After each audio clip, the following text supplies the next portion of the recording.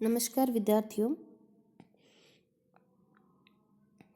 हमने इससे पहले की वीडियो में अनुसूची के बारे में प्रश्नावली के बारे में पढ़ा था कि प्रश्नावली क्या है, इसके अर्थ और परिभाषा क्या है, इसकी विशेषताएं क्या हैं, गुण क्या हैं, हानियाँ क्या हैं, कितने प्रकार की होती हैं, इन सब के बारे में पढ़ा था। उसी क्रम में आज हम अनुसूची के बारे में पढ़ेंगे। अनुसूची भी एक तथ्य संकलन करने की विधि है, इसके बारे में हम विस्तार से पढ़ेंगे। सामाजिक अनुसंधान तथा सर्वेक्षण में सर्वाधिक महत्वपूर्ण बात विषय से संबंधित वैध एवं विश्वसनीय तथ्यों का संकलन है। तथ्यों के संकलन की एक प्रमुख विधि अनुसूची है।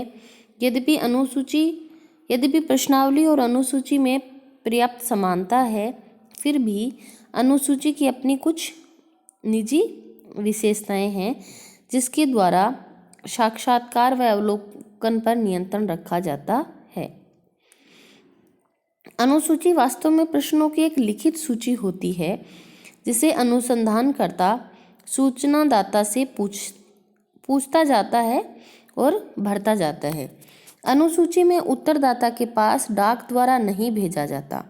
प्रश्नावली में तो हमने क्या पढ़ा था कि प्रश्नावली डाक द्वारा उत्तरदाता के पास भेजी जाती है, वो प्रश्नों की एक सूची होती है। और अनुसूची में क्या है, इसको डाक द्वारा ना भेजकर अनुसंधानकर्ता स्वयं ही सूचनादाता के पास जाता है और उससे प्रश्न पूछता है और उसमें भरता है। प्रश्नावली में आने वाले दोषों को दूर करने के लिए भी अनुसूची विधि का प्रयोग किया जाता है। अनुसूची प्राथमिक तथ्यों का संकलन करने की एक ऐसी विधि है जिसमें अवलोकन, साक्षात्कार तथा प्रश्नावली तीनों की ही विशेषताओं एवं गुणों का समन्वय पाया जाता है। कैसे? क्योंकि इसमें सूचना प्राप्त करने के लिए अनुसंधानकर्ता को स्वयं को क्षेत्र में जाना पड़ता है जहाँ से सूचनादाता से उसको सूचनाएं लेनी होती हैं। तो वो उनसे सूचनाएं लेता है तो उस क्षेत्र की समस्याओं के बारे में अवलोकन भी करता है और उनसे प्रश्न पूछ के फिर अनुसूची में भरता है। तो ये एक तरीके का साक्षात्कार भी हो जाता है और प्रश्नों की एक सूची होती है जो उनसे पूछता है। तो इसमें एक प्रश्नावली के गुणों का भी समन्वय हो जाता है। अनुसूची के माध्यम से व्यक्तिगत मान्यताओं, सामाजिक अभिवृत्तियों, विश्वासों, विचारों, व्यवहार प्रतिमानों, समूह व्यवहारों, आदतों तथा जनगणना आदि से संबंधित तथ्यों का संकलन किया जाता है। इसके द्वारा संग्रहित तथ्यों में एक रूपता लाकर उनका गुणात्मक एवं संख्यात्मक मापन सरलता से किया जा सकता है। यही कारण है कि वर्तमान में सामाजिक सर्वेक्षणों एवं अनुसंधानों में अनुसूची का प्रयोग दिनों दिन बढ़ता जा रहा है।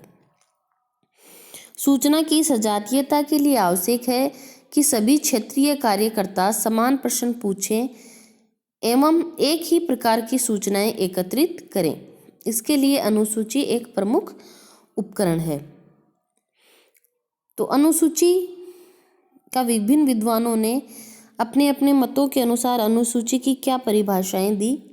उनमें है बोगार्ड्स के अनुसार अनुसूची उन तथ्यों को प्राप्त करने की एक औपचारिक विधि है जो स्थूल रूप में होते हैं तथा जिन्हें सरलता से देखा जा सकता है।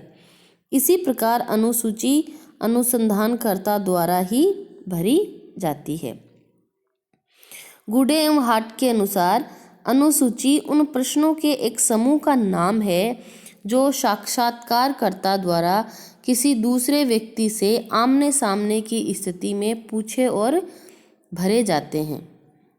Doctor M.H. गोपाल के अनुसार अनुसूची उन विभिन्न मतों की एक विस्तृत, वर्गीकृत, नियोजित तथा क्रमबद्ध सूची होती है जिसके विषय में सूचनाएं एकत्रित करने की आवश्यकता पड़ती है।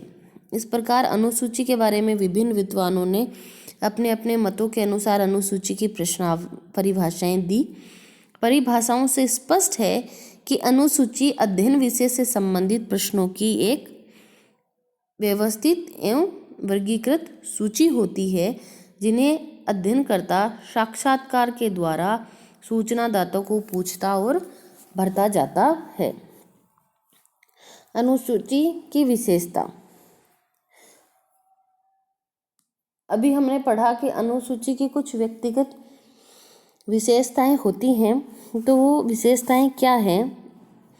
पहली है, अनुसूची अध्ययन समस्या से संबंधित शीर्षक, उपशीर्षक एवं प्रश्नों से संबंधित एक व्यवस्थित तथा वर्गीकृत सूची होती है। 2 है, इसे एक प्रपत्र अथवा फॉर्म के रूप में छपवाया जाता है जिसमें क्रमबद्ध रूप से प्रश्न रखे जाते हैं। तीसरा है, इसे भरने के लिए अध्ययनकर्ता सूचनादाता से प्रत्यक्ष, व्यक्तिगत एवं आमने सामने का संपर्क करता है। नेक्स्ट इसकी विशेषता है, इसे अध्ययनकर्ता स्वयं भरता है, ना कि उत्तरदाता। फिर नेक्स्ट है, इसमें साक्षात्कार, अवलोकन एवं प्रश्नावली तीनों विधियों की विशेषताओं का समन्वय पाया जाता है। नेक्स्ट है, अनुसूची का प्रयोग शिक्षित एवं अशिक्षित दोनों ही प्रकार के उत्तरदाताओं के लिए किया जाता है। फिर नेक्स्ट इसकी विशेषता है, अनुसूची में प्रश्नों को एक निश्चित क्रम में रखा जाता है और उसी क्रम में पूछा जाता है। उनमें क्रम परिवर्तन की छूट नहीं होती। इसमें घटनाओं का अवलोकन भी होता है। ये हमने अभी वीडियो में पढ़ा था कि इसमें अवलोकन, साक्षात्कार और प्रश्नावली, इन तीनों विधियों का समन्वय, इन तीनों विधियों के गुण जो हैं वो प्रश्नावली के अंतर्गत आ जाते हैं। अनुसूची अध्ययनकर्ता पर नियंत्रण भी रखती है जिससे कि वह अध्ययन विषय से परे ना छूटे। इसका प्रयोग छोटे क्षेत्र के अध्ययन के लिए ही विशेष रूप से किया जाता है, किंतु अपवाद रूप में बड़े क्षेत्रों में भी इसका प्रयोग किया जा सकता है। छोटे क्षेत्रों में क्यों किया जाता है? क्योंकि इसको डाक द्वारा ना भेजकर उत्तर प्राप्त करने के लिए अनुसंधानकर्ता को स्वयं ही क्षेत्र में जाके सूचनाएं प्राप्त करनी होती हैं। इसलिए ये विस्तृत क्षेत्र में उपयोगी ना होकर सीमित क्षेत्र में या एक छोटे विशेष क्षेत्र में उपयोगी रहता है। तो इसी क्रम में हम आगे अगले वीडियो में बात करेंगे। धन्यवाद।